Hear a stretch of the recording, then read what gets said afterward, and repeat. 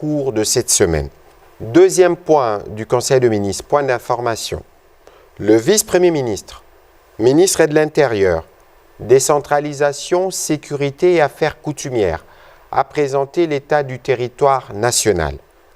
La situation est relativement calme. Il a noté l'expression de l'indignation massive de la population congolaise suite aux déclarations du président rwandais sur l'implication connue de son armée dans les crimes commis dans l'est de notre pays.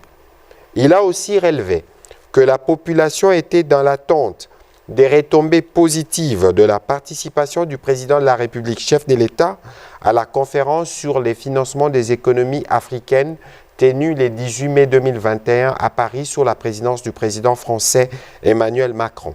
Au plan sécuritaire, le vice-premier ministre, ministre de l'Intérieur, décentralisation, sécurité, affaires coutumières, a mentionné la poursuite des opérations dans le Nord Kivu et en Ituri, ainsi que de plusieurs cas de reddition des miliciens et des récupérations par les forces armées de la République démocratique du Congo, des localités jadis sous contrôle de l'ennemi.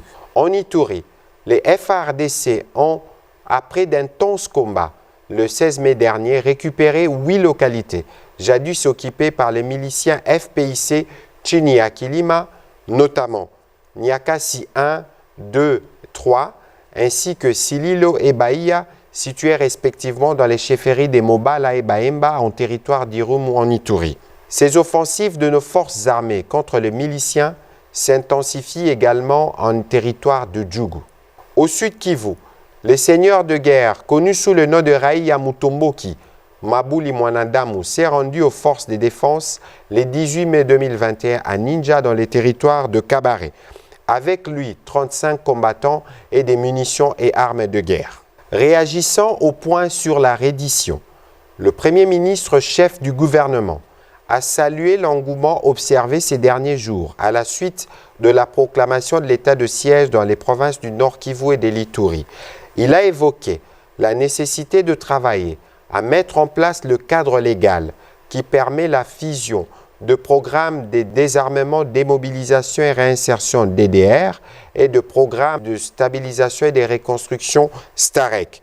Les deux programmes fusionnés deviendront DDR-CS, désarmement, démobilisation, réinsertion communautaire et stabilisation. Ainsi, le processus de réinsertion pourra accompagner immédiatement les opérations militaires en cours. Dans les mêmes ordres d'idées, la commission gouvernementale ad hoc, placée sous la direction du ministre d'État, ministre du Budget au terme du deuxième Conseil de ministres, a été chargée de préparer la riposte humanitaire au Nord Kivu et en Ituri. L'action humanitaire se déploiera très vite pour prendre en charge les populations déplacées et répondre à d'autres situations urgentes. Les ministres de la Défense nationale et anciens combattants